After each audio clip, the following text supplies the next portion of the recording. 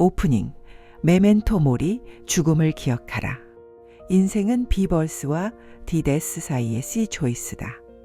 프랑스의 철학자 장폴 사르트르의 말입니다. 태어나서 죽는 순간까지 우리는 끊임없이 무언가를 선택하며 살아갑니다. 안녕하세요. 청춘은 바로 지금 청바지입니다.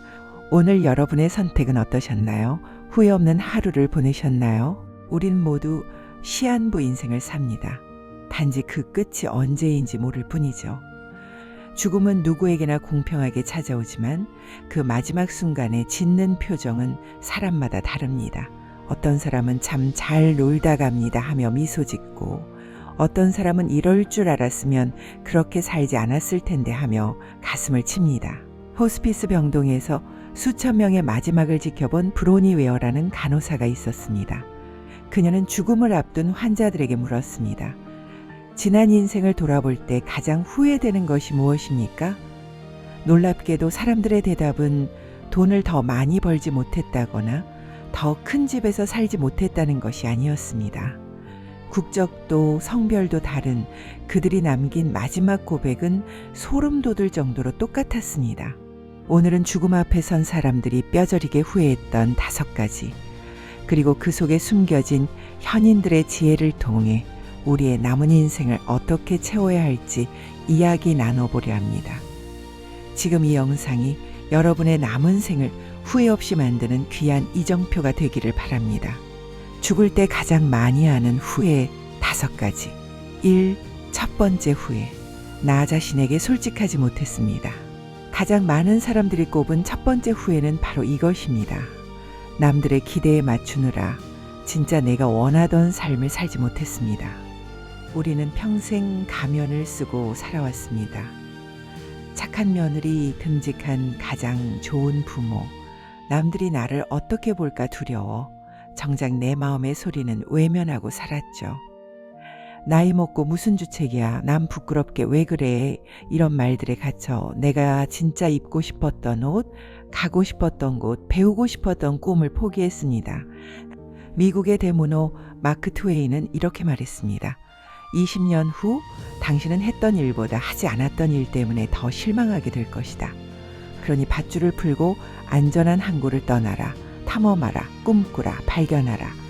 많은 분들이 은퇴를 하고 나서야, 혹은 몸이 아프고 나서야 이 사실을 깨닫습니다. 건강이 허락할 때 조금이라도 더 내 가슴이 뛰는 일을 할 걸 그랬다고 말이죠. 여러분, 늦지 않았습니다. 지금 여러분의 가슴 속에 묻어둔 작은 불씨는 무엇인가요? 그림을 배우는 것, 혼자 여행을 떠나는 것, 아니면 촌스럽다 해도 화려한 원피스를 입어보는 것. 남의 시선은 순간이고 내 인생은 한 번뿐입니다. 오늘부터는 타인의 시선이 아닌 내 영혼의 목소리에 귀 기울여 주세요. 이 2번째 후회, 그렇게 열심히 일만 하지 말 걸 그랬습니다. 특히 남성분들이 눈물을 흘리며 가장 많이 하는 후회가 바로 이것입니다. 그렇게 죽도록 일만 하지 말 걸 그랬습니다. 가족을 먹여 살려야 한다는 책임감 때문에 우리는 청춘을 다 바쳐 일터에서 전쟁 같은 삶을 살았습니다. 아이들이 커가는 모습도 제대로 못 보고, 아내와 따뜻한 여행 한번 제대로 못 가고, 오직 성공과 안정을 위해 앞만 보고 달렸습니다. 하지만 막상 인생의 끝자락에 서보니 회사에서의 승진도, 통장의 잔고도 내 곁에 남은 따뜻한 추억보다 가치 있지 않더라는 것입니다. 티베트의 정신적 지주 달라이 라마에게 누군가 물었습니다. 인간에게서 가장 놀라운 점은 무엇입니까? 그는 이렇게 답했습니다. 돈을 벌기 위해 건강을 잃어버리는 것, 그리고는 그 건강을 되찾기 위해 다시 돈을 잃어버리는 것이다. 미래를 염려하느라 현재를 놓쳐버리고 결국 현재도 미래도 살지 못하는 것이다. 참으로 뼈아픈 통찰 아닙니까?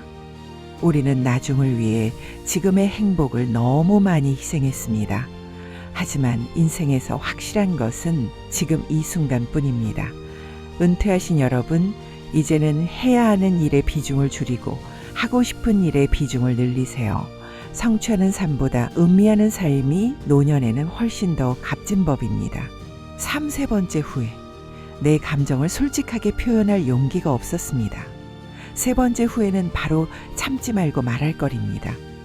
평화를 깨기 싫어서 혹은 말하면 싸움이 될까봐 꾹꾹 눌러 담았던 감정들이 결국은 병이 됩니다. 이것을 우리는 화병이라고 부르죠. 미안하다, 사랑한다, 사실은 그때 섭섭했다. 이 간단한 말 한마디를 못해서 평생 응어리를 안고 가시는 분들이 너무나 많습니다. 로마의 철학자 세네카는 말했습니다. 인간은 항상 시간이 모자란다고 불평하면서 마치 시간이 무한한 것처럼 행동한다. 우리는 사랑하는 사람에게 마음을 표현할 시간이 영원할 거라 착각합니다. 하지만 그 기회는 생각보다 빨리 사라집니다. 표현하지 않은 사랑은 사랑이 아니고 표현하지 않은 사과는 짐입니다. 자존심 때문에 혹은 쑥스러움 때문에 입을 다물지 마세요. 오늘 저녁 배우자의 손을 잡고 혹은 자녀에게 전화를 걸어 말해보세요. 고맙다. 그리고 사랑한다.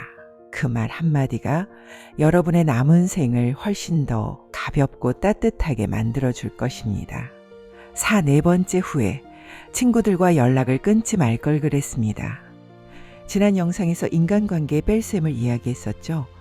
불필요한 관계는 정리해야 하지만 진짜 친구마저 놓쳐서는 안 됩니다. 죽을 때가 되면 사람들은 그 옛날 순수했던 시절, 이해 타산 없이 함께 웃었던 친구들을 그리워한다고 합니다. 바쁘다는 핑계로 사는 형편이 다르다는 핑계로 연락을 미루다 보니 어느새 전화번호는 바뀌어 있고 영영 만날 수 없게 된 친구들. 죽음 앞에서는 그 어떤 사회적 지위도 소용없습니다. 오직 내 손을 잡아줄 따뜻한 체온만이 그리울 뿐입니다. 철학자 에피쿠로스는 행복의 조건 중 으뜸으로 이것을 꼽았습니다. 우리가 평생 행복하게 살기 위해 필요한 것 중 가장 위대한 것은 우정이다. 관계의 다이어트는 하되 내 영혼을 알아주는 단 한두 명의 친구는 귀하게 여기십시오. 먼저 전화를 거는 용기를 내십시오. 잘 지내니? 밥 한번 먹자. 그 소박한 안부 인사가 여러분의 노년을 외롭지 않게 지켜줄 버팀목입니다. 다섯 번째 후회. 내 행복을 위해 더 노력할 걸 그랬습니다. 마지막 다섯 번째 후회. 어쩌면 가장 중요한 이야기입니다. 나는 내가 더 행복해지도록 허락했어야 했습니다. 많은 사람들이 행복을 조건이라고 생각합니다. 자식이 결혼하면 행복해지겠지. 돈이 좀 더 모이면 행복해지겠지. 하지만 죽을 때 깨닫는 진실은 행복은 조건이 아니라 선택이었다는 것입니다. 변화가 두려워 익숙한 불행 속에 머물렀던 나날들. 남들 흉내 내느라 잃어버린 나의 웃음들. 로마의 황제이자 철학자였던 마르쿠스 아우렐리우스는 명상록에 이렇게 적었습니다. 당신의 행복은 당신의 생각에 달려있다.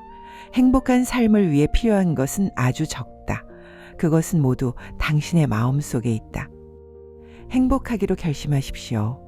맛있는 것을 먹을 때 아이처럼 기뻐하고 좋은 날씨에 감사하고 사소한 농담에 크게 웃으십시오.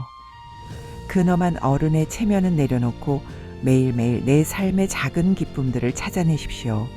행복은 누가 가져다 주는 선물이 아니라 내가 매일 줍는 보물찾기입니다. 유클로징. 오늘이 내 인생의 가장 젊은 날입니다.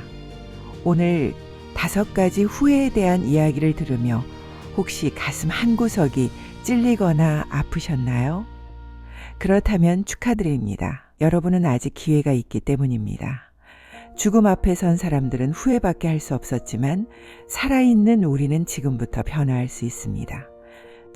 러시아의 대문호 톨스토이는 단편소설 이반 일리치의 죽음에서 평생을 허위와 가식 속에 살던 주인공을 통해 우리에게 묻습니다. 만약 당신의 모든 삶이 정말로 잘못된 것이었다면? 하지만 괜찮습니다. 깨달은 그 순간부터 다시 살면 됩니다. 오늘은 어제 죽은 이가 그토록 갈망하던 내일입니다. 1. 나를 위해 사십시오. 2. 일보다 사랑을 챙기십시오. 3. 마음을 표현하십시오. 4. 소중한 것을 찾으십시오. 5. 그리고 무엇보다 지금 당장 행복해지십시오. 지금 알았던 걸 그때도 알았더라면이 아니라 지금이라도 알게 되어 참 다행이다 라고 말하는 여러분이 되시길 축복합니다. 여러분의 남은 여정이 후회 대신 감사로 가득 채워지기를 응원합니다. 청춘은 바로 지금.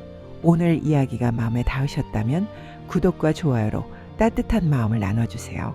지금까지 청춘은 바로 지금 청바지였습니다. 감사합니다.